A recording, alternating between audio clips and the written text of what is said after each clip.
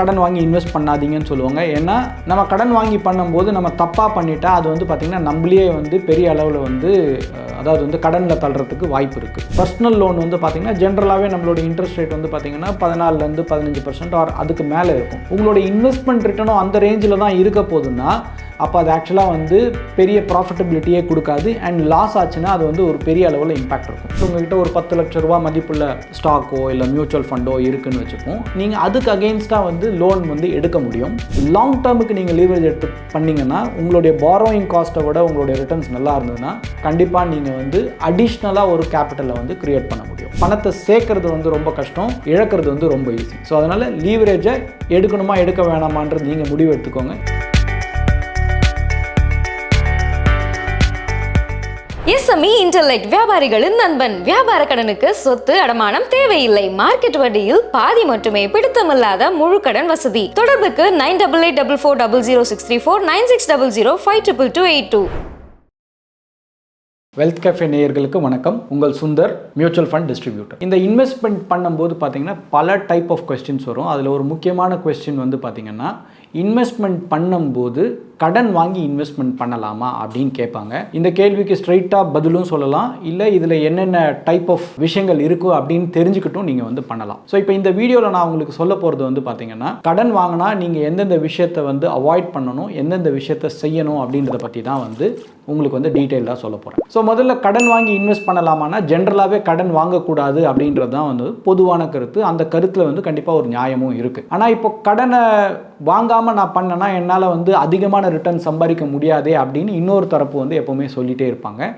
அப்போது கடன் வாங்கி இன்வெஸ்ட்மெண்ட் பண்ணலாமா அப்படின்னா அது ஆக்சுவலாக ஒரு இன்வெஸ்டரோட சாய்ஸ் தான். ஆனால் இப்போ வாங்கி பண்ணால் என்ன அப்படின்றது தான் வந்து பார்க்க போகிறோம். அதாவது கடன் வாங்க போகும்போது எந்தெந்த தவறுகளை நீங்கள் வந்து அவாய்ட் பண்ணணும்னு உங்களுக்கு தெரிஞ்சிச்சுன்னா பிரச்சனையே கிடையாது. அதனால தான் ஜென்ரலாக என்ன சொல்லுவாங்கன்னா கடன் வாங்கி இன்வெஸ்ட் பண்ணாதீங்கன்னு சொல்லுவாங்க. ஏன்னா நம்ம கடன் வாங்கி பண்ணும்போது நம்ம தப்பாக பண்ணிட்டா அது வந்து பார்த்திங்கன்னா நம்மளே வந்து பெரிய அளவில் வந்து அதாவது வந்து கடனில் தள்ளுறதுக்கு வாய்ப்பு இருக்குது. ஸோ இது வந்து பார்த்திங்கன்னா டபுள் எட்ஜ்டு ஸ்வாட் அப்படின்னு சொல்லுவாங்க.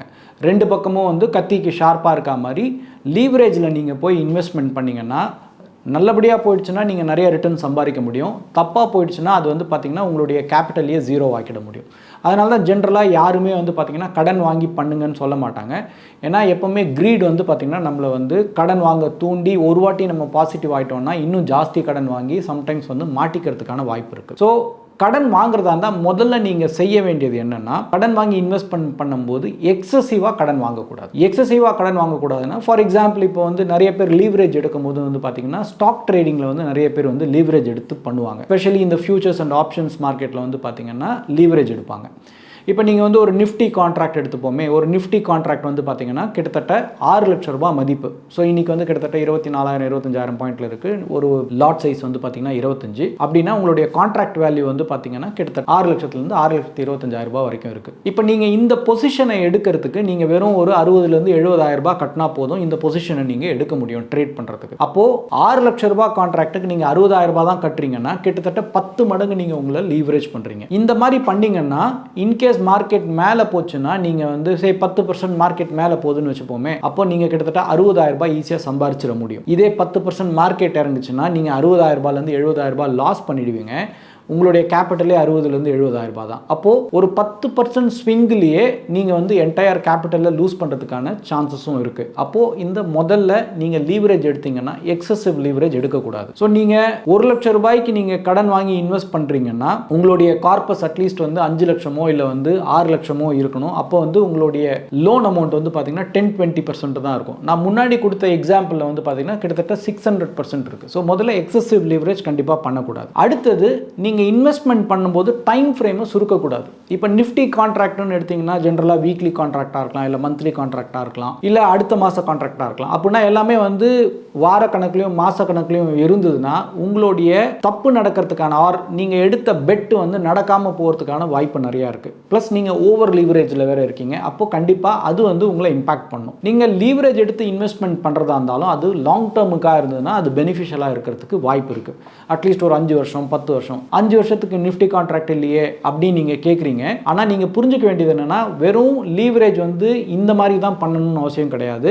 நீங்கள் லீவரேஜ் எப்படி பண்ணணுன்றதையும் நான் உங்களுக்கு சொல்ல போகிறேன். அடுத்து முக்கியமாக தவறு எங்கே நடக்கும்னா, உங்களுடைய காஸ்ட் ஆஃப் பாரோயிங்கில் நடக்கும். ஏன்னா நீங்கள் கடன் தான் வாங்குறீங்க. அப்போ கடன் வாங்கும்போது உங்களுடைய இன்ட்ரெஸ்ட் ரேட் வந்து ரொம்ப ஜாஸ்தியாக இருந்ததுன்னா, உங்களுடைய ரிட்டர்ன்ஸுக்கும் உங்களுடைய காஸ்ட் ஆஃப் பாரோயிங்க்கும் வந்து பெரிய அளவில் டிஃப்ரென்ஸ் இல்லைன்னா அது வந்து உங்களுக்கு வந்து கஷ்டமாயிடும். இப்போ சில பேர்லாம் வந்து பார்த்தீங்கன்னா பர்சனல் லோன் வாங்கிலாம் வந்து ட்ரேட் பண்ணுறவங்கலாம் இருக்காங்க, இன்வெஸ்ட் பண்ணுறவங்கலாம் இருக்காங்க.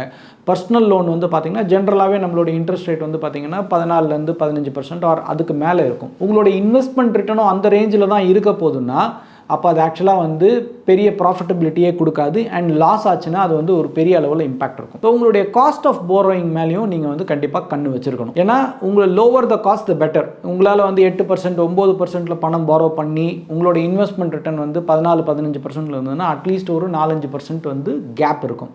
உங்களோட காஸ்ட் ஆஃப் பாரோயிங்கும் உங்களுடைய ரிட்டர்ன் ஆன் இன்வெஸ்ட்மெண்ட்டும் ஆல்மோஸ்ட் சேமாக இருந்ததுனாலோ இல்லை சம்டைம்ஸ் லோவராக இருந்ததுனாலோ ஸ்ட்ரெயிட்டாகவே வந்து நீங்கள் உங்களுடைய அப்ரோச் வந்து தப்பாக போகிறதுக்கான வாய்ப்பு இருக்குது. அடுத்தது நீங்கள் லீவரேஜ் எடுக்கும்போது நீங்கள் எடுக்கிற லீவரேஜும் இன்வெஸ்ட்மெண்ட்டும் வேறு இடத்துல இருக்கணும். அதாவது கான்ட்ராவாக இருக்கணும். ஃபார் எக்ஸாம்பிள் நீங்கள் வாங்குகிற லோன் வந்து ரியல் எஸ்டேட்டை வச்சு நீங்கள் லோன் வாங்கியிருக்கீங்க அப்படின்னா இஎம்ஐ கான்ஸ்டண்ட்டாக இருக்கும். நீங்கள் அதை போய் ஈக்விட்டி மார்க்கெட்டில் இன்வெஸ்ட் பண்ணுறீங்கன்னா ரெண்டுமே வேறு மார்க்கெட். சில பேர் என்ன பண்ணுவாங்கன்னா ஈக்விட்டி மார்க்கெட்டில் இருக்கிற ஸ்டாக்ஸ்லேருந்தே லோன் எடுத்து ஈக்விட்டி மார்க்கெட்லேயே இன்வெஸ்ட் பண்ணுவாங்க. அது வந்து பார்த்தீங்கன்னா ரொம்ப டெட்லியான காம்பினேஷன். ஏன் அப்படி சொல்கிறேன்னா, இன்கேஸ் மார்க்கெட் இறங்குதுன்னு வச்சுப்போமே, நீங்கள் வாங்கின ஸ்டாக்கும் இறங்கியிருக்கும், நீங்கள் எடுத்த பொசிஷனும் இறங்கியிருக்கும். அப்போ அந்த நேரத்தில் வந்து மார்ஜின் கால்ஸ் வரும். அந்த மார்ஜின் காலை நீங்கள் மீட் அவுட் பண்ணுற அளவுக்கு உங்களுக்கு வேறு பேக்கப் இல்லைன்னா உங்களுடைய ஸ்டாக் போர்ட்ஃபோலியோலையும் லாஸ் வரும், ப்ளஸ் நீங்கள் எடுத்த லீவரேஜ் பொசிஷன்லையும் லாஸ் வரும். அது வந்து பார்த்திங்கன்னா ஒரு டெட்லி காம்பினேஷனாக மாறிடும். ஸோ அதனால் எப்போவுமே நீங்கள் பெட் பண்ணிங்கன்னாலும் உங்களுடைய கடன் எடுக்கிற இடம் வந்து ஸ்டேபிளான இடத்துல இருந்தும்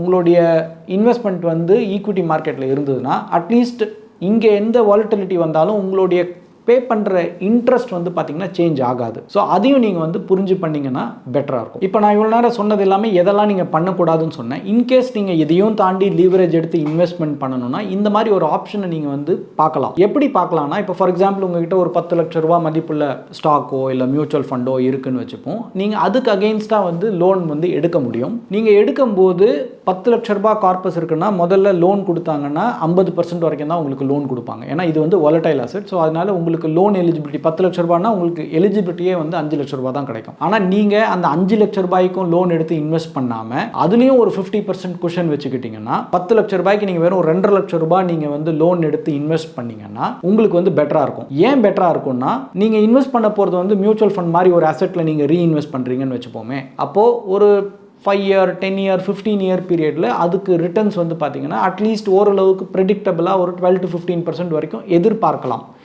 ஏன் எதிர்பார்க்கலாம் அப்படின்னா, பாஸ்ட் ரிட்டர்ன்ஸாக இருக்கட்டும் இல்லை நம்மளோட எக்கானமி ப்ளஸ் இன்ஃப்ளேஷனாக இருக்கட்டும், இதெல்லாம் சேர்த்து பார்க்கும்போது 12-15% எடுக்கிறதுக்கான வாய்ப்பு இருக்குது. அப்போது நீங்கள் வந்து லோன் அகெயின்ஸ்ட் மியூச்சுவல் ஃபண்ட் எடுத்தீங்கன்னா உங்களுடைய இன்ட்ரெஸ்ட் ரேட் அரௌண்ட் 10% கிட்ட இருக்கும். இன்கேஸ் உங்களுடைய ரிட்டர்ன் ஒரு 10 இயர் பீரியட் வந்து 15% இருந்ததுன்னா ஈஸியாக வந்து ஒரு 3-4% பர் இயர் வந்து சம்பாதிக்கிறதுக்கு வாய்ப்பு இருக்குது. அஃப்கோர்ஸ் எல்லா வருஷமும் நீங்கள் 3-4% சம்பாதிக்க முடியாது. பட் குமுலேட்டிவாக நீங்கள் வந்து ஒரு 10 வருஷமோ இல்லை 15 வருஷமோ இன்வெஸ்ட் பண்ணிங்கன்னா ஈஸியாக ஒரு 3-4% எக்ஸ்ட்ராவாக நீங்கள் வந்து ஆட் பண்ணியிருக்க முடியும். இப்போ நான் சொன்ன மாதிரி 10 லட்ச ரூபாயில் நீங்கள் வேணும் 2.5 லட்ச ரூபாய் நீங்கள் வந்து லோன் எடுக்கிறீங்கன்னு வச்சுப்போம். அது 10%ல இன்ட்ரெஸ்ட் இருக்குன்னு வச்சுப்போம். நீங்கள் 10 வருஷத்துக்கு கணக்கு எடுத்தீங்கன்னா உங்களோட இஎம்ஐ வந்து பார்த்தீங்கன்னா அரௌண்ட் 3,300 rupees வரும். அப்போ நீங்கள் வந்து 10 வருஷத்துக்கும் இந்த இஎம்ஐயை கட்டினீங்கன்னா கிட்டத்தட்ட 3,89,000 கிட்டத்தட்ட 4 லட்ச ரூபாய் வந்து உங்களோட இஎம்ஐ அவுட்ஃப்ளோ ஆயிருக்கும். இப்போ இந்த பாரோ பண்ண 2.5 லட்ச ரூபாவை நீங்கள் போய் ஒரு நல்ல ஒரு டைவர்சிஃபைடு ஈக்விட்டி மியூச்சுவல் ஃபண்டில் இன்வெஸ்ட் பண்ணியிருக்கீங்க. 10 வருஷத்துக்கு அதை நீங்கள் வந்து ரன் பண்ணுறீங்கன்னு வச்சுப்போம். அப்போ அது 12%ல வளருதுன்னு வச்சுப்போம். அப்போ உங்களுடைய 2.5 லட்ச ரூபாய் கிட்டத்தட்ட 7-7.5 லட்ச ரூபாய் ஆயிருக்கும்.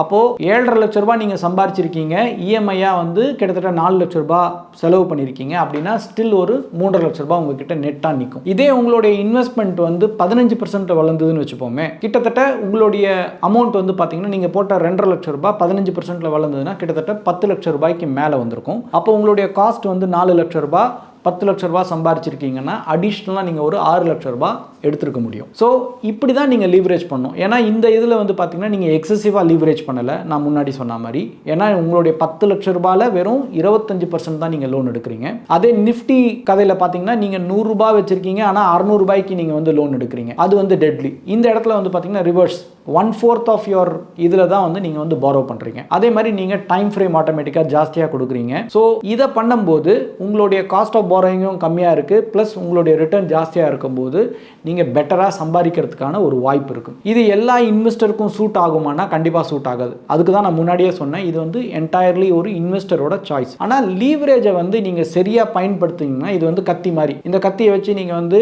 நல்லபடியாக யூஸ் பண்ணிங்கன்னா நிறைய நல்ல விஷயத்துக்கும் யூஸ் பண்ண முடியும். சரியாக யூஸ் பண்ண தெரியலன்னா அது வந்து உங்களையே கூட பாதிப்பு ஏற்படுத்தலாம், உங்களையே கூட வந்து ஏதாவது வந்து கஷ்டப்படுத்தலாம். அப்போ லீவரேஜை வந்து சரியா பயன்படுத்த தெரிஞ்சதுன்னா நீங்க லீவரேஜ் எடுத்து பண்ணலாம். பட் அகைன் இது வந்து எல்லாருக்கும் சூட் ஆகாது, அதை நான் சொல்லிடுறேன். லாங் டேர்முக்கு நீங்க லீவரேஜ் எடுத்து பண்ணீங்கன்னா உங்களுடைய பாரோயிங் காஸ்ட்டை விட உங்களுடைய ரிட்டர்ன்ஸ் நல்லா இருந்ததுன்னா கண்டிப்பாக நீங்கள் வந்து அடிஷ்னலாக ஒரு கேபிட்டலை வந்து கிரியேட் பண்ண முடியும். ஸோ இதில் நீங்கள் தெரிஞ்சிக்க வேண்டிய ஒரு முக்கியமான விஷயம் என்னென்னா எக்ஸசிவ் லீவரேஜ் எடுக்கக்கூடாது. அடுத்தது யாரோ சொன்னாங்களேன்னு நீங்கள் லீவரேஜ் எடுத்து இன்வெஸ்ட் பண்ணக்கூடாது. நீங்கள் வந்து அந்த விஷயத்து மேலே உங்களுக்கு கன்விக்ஷன் இருக்கணும். அப்போ தான் மார்க்கெட் இறங்கினாலும் ஓகே இது ஏறிடும் அப்படின்ற நம்பிக்கை இருக்கும். யாரோ ஒருத்தர் சொன்னாங்கன்னு நீங்கள் ஒரு ஸ்டாக்லேயோ இல்லை ஒரு மியூச்சுவல் ஃபண்ட்லேயோ இன்வெஸ்ட் பண்ணி அது என்னன்னு புரியாமல் இருந்தால் இறங்கும் போது நீங்கள் வந்து பேனிக் ஆகிறதுக்கான சான்சஸ் இருக்குது. ஸோ அதனால் பாரோடு கன்விக்ஷனை விட உங்கள் கன்விக்ஷன் இருந்ததுன்னா பெட்டர். ஸோ அதனால லீவரேஜ் எடுக்கும்போது கண்டிப்பாக அதில் இருக்கிற நெகட்டிவ்ஸை முதல்ல நல்லா புரிஞ்சுக்கிட்டு ரிட்டர்ன் வருமா வராதான்றது அடுத்தது. முதல்ல உங்கள் கேபிட்டலுக்கு எந்த பாதகமும் இல்லாமல் நீங்கள் டிசிஷன் எடுக்கணும். ஏன்னா பணத்தை சேர்க்கறது வந்து ரொம்ப கஷ்டம், இழக்கிறது வந்து ரொம்ப ஈஸி. ஸோ அதனால் லீவரேஜை எடுக்கணுமா எடுக்க வேணாமான்றது நீங்கள் முடிவு எடுத்துக்கோங்க. எடுத்தால் கண்டிப்பாக இந்த சொன்ன விஷயங்களெல்லாம் கண்டிப்பாக பின்பற்றுனீங்கன்னா அட்லீஸ்ட் உங்கள் லாங் ரனுக்கு அது பெட்டராக இருக்கும். ஸோ இந்த மாதிரி பல இன்ட்ரெஸ்டிங் தகவலோட அடுத்த வீடியோவில் உங்களை சந்திக்கிறேன். தேங்க்யூ. இந்த வீடியோ உங்களுக்கு பிடிச்சிருந்தா லைக் பண்ணுங்க, ஷேர் பண்ணுங்க, கமெண்ட் பண்ணுங்க. மறக்காம வெல்த் கஃபே தமிழ் சேனலை சப்ஸ்கிரைப் பண்ணிட்டு பெல் பட்டனை கிளிக் பண்ணுங்க.